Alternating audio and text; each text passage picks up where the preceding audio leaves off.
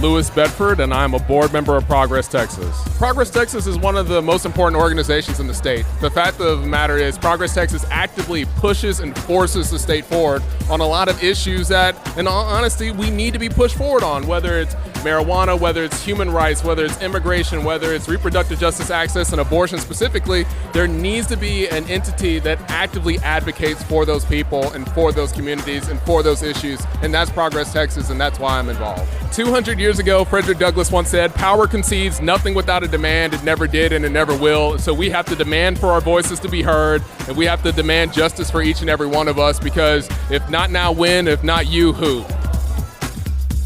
It's Friday, March 13th, 2026, and this is the Progress Texas Daily Dispatch, rapid response on the breaking news stories Texas progressives need to know. I'm Chris Mosier, and here at Progress Texas, we have built a statewide audience. We reach millions of Texans monthly, and that's thanks to folks like you who invest in independent progressive media by Texans and for Texans. Our thanks to Laurel Swift, Sharon Guild-Stitt, and Nancy M. Daniels for their ongoing sustaining support. I'm starting my Friday the 13th morning very much in the uncanny valley with a Texas Tribune article on Republican panic over James Talarico, a topic that's immensely entertaining on one level, but one couched in a surrounding territory that's become unsettling for me, frankly, in a couple of different directions. Kayla Guo provides what amounts to a laundry list of every supposedly woke or weird thing that James Talarico has ever said, and the ways in which Republicans who clearly see him as a very serious threat to their longstanding statewide reign over Texas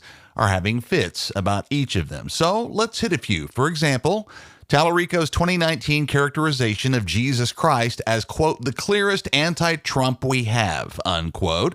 Not hard to buy when contrasting the Nazarene, who taught universal compassion, inclusion, and protection of the marginalized, and selfless humility, to our current president, who prioritizes cheap humiliation of his opponents, widespread and violent crackdowns on our immigrant communities, and loyalty to himself above all other considerations.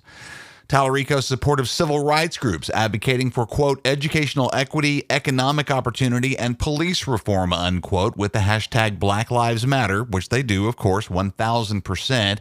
Republicans here are attempting to conflate that slogan from Trump 1.0 with defund the police, which to my knowledge Talarico has never said. Campaign spokesman J.T. Ennis reminds us that Talarico, in his time serving in the Texas House, quote, consistently voted to allocate billions to fund police, unquote.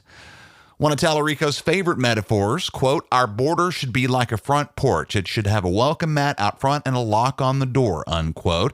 That one's been widely edited in Republican ads to imply that Talarico wants that door wide open, when in reality he's calling for humane and common sense border policy that allows legitimate migration but also keeps criminal threats out.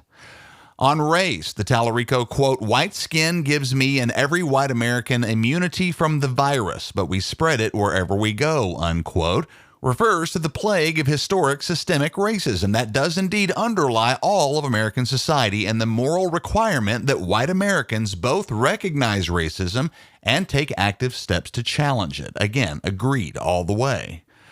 The 2021 Talarico, quote, radicalized white men are the greatest domestic terrorist threat in our country, unquote. Much hay being made of that one. While it remains a simple statement of fact, data from the Violence Project, which tracks public mass shootings in which 4 or more people are killed in a public setting, excluding gang-related or domestic violence among family members, shows that among the 195 such incidents recorded in 2024, about 55% were committed by white people, almost all of them male. Black shooters followed at 21%, Latinos 9%, Asian 7%, all other groups making up less than 5%, and facts are facts. Transphobic Republicans are especially worked up about that Texas House hearing when James Talarico said, quote, modern science obviously recognizes that there are many more than 2 biological sexes. In fact, there are 6, unquote. A statement easy for those who reject science to ridicule, but also an expression of simple fact. There are indeed a total of 6 ways in which X and Y chromosomes can combine in human beings, including XX for typical female, XY for typical male, and 4 other combinations referred to as syndromes, in which physical features do indeed differ from those of the 2 typical forms. It's not controversial, it's not political, it's just reality. And their favorite lately, the 2021 Talarico quote, "God is non-binary," unquote. Again, one for the transphobes to simply ridicule out of ignorance, but also indicating a very limited understanding of theology. It requires a pretty boxed-in view of God to be stuck on the idea that the almighty creator is, a dude.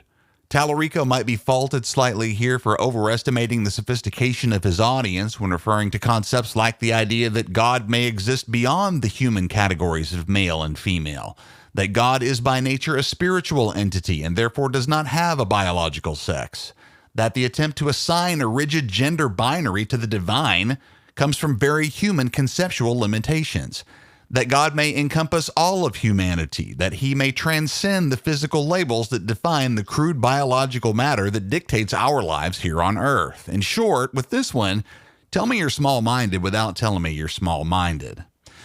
The other thing bugging me this morning is what has apparently become an acceptable use, and I'm deducing acceptable from the lack of objection found in this Texas Tribune article, of artificial intelligence to conjure up an extremely uncanny and creepy version of James Talarico in an ad launched on Wednesday by the National Republican Senatorial Committee, in which the candidate's digital doppelganger utters a bunch of these supposedly controversial lines. There are thousands of Texans who will not understand that this is a deepfake, despite an itty-bitty disclaimer on the screen. Benjamin Werman at the Houston Chronicle is asking harder questions about all this. He finds that while Texas was a pioneer in supposedly banning AI fakery from campaign advertisements, our campaign ads remain increasingly integrated with AI-generated fake imagery, depicting candidates and their opponents in all manner of fictional scenarios. John Cornyn dancing with Jasmine Crockett, Ken Paxton delivering a sermon in church, and yes, Congresswoman Crockett standing in front of a giant crowd of digitally conjured supporters. So, isn't all this illegal? Well, actually, Texas is supposedly pioneering legal limitations on AI, and political ads only apply to state-level races. And the law, as written, demands evidence of intent to deceive the viewer, which at present can pretty much be sidestepped by a teeny-weeny little on-screen disclaimer. The current political ad landscape is becoming saturated with dangerous disinformation generated with technology advancing too quickly to be easily spotted by the average viewer.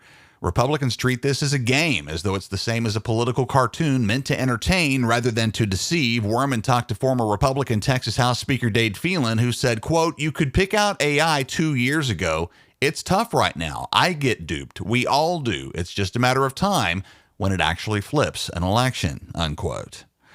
It's gotten hard to trust your own eyes when looking at anything on a screen anymore, but we do direct you this morning to an interesting piece of video from the U.S. Senate yesterday, during which, as Hafiz Rashid at the New Republic puts it, our senior Senator John Cornyn appears to, quote, "learn in real time why the SAVE Act is bad," unquote. This is an exchange in which Cornyn poo-poos the notion that the identification requirements in the Save America Act, which he has now pledged support of killing the filibuster to pass, is somehow a threat to voting access. And he asks his Democratic colleague, Senator Dick Durbin, to explain, which Durbin dutifully does, pointing out that under this law, driver's licenses will no longer cut it for voting, that half of Americans don't have passports and many can't afford to get them, and that a great many Americans' names no longer match those found on their birth certificates. Cornyn seems perplexed by all of this, but we're not. John Cornyn has reversed his own better judgment on the filibuster out of pure pressure from Donald Trump and his primary opponent, Ken Paxton, who both want a new weapon to turn against the voters of America. John Cornyn is ready to give them that weapon, one that he himself fails to understand, for only one reason: to save his own political skin. It's hard to readily recall a more spineless, self-centered sellout from any politician of any party. Progress Texas is expanding our top-rated podcast network to include Spanish-speaking media to increase the reach of our progressive messages daily. Click the link in the show notes to make your donation towards Spanish media at Progress Texas today. And if you're listening in the Houston area before 10 a.m. this morning, be sure to tune in to KPFT 90.1 FM at 10 a.m. every Friday to catch this weekend's edition of our In Progress Roundtable show. Progress Texas is proud to join the lineup of the legendary KPFT radio in Houston, and that we're now reaching a lot more voters in Texas's largest and most diverse city. With your support, we hope to expand our radio footprint beyond Houston to the top 5 Texas media markets this year. Click that link in our show notes to make your tax-deductible donation to help us reach new audiences via Texas Radio right now. That's the Progress Texas Daily Dispatch for this Friday, March 13th, 2026. Links to all these original stories can be found in our show notes. Progress Texas is an independent, nonprofit, rapid response media organization. While campaigns come and go, we're the permanent home for progressive media and action in the Lone Star State. I'm Chris Mosier.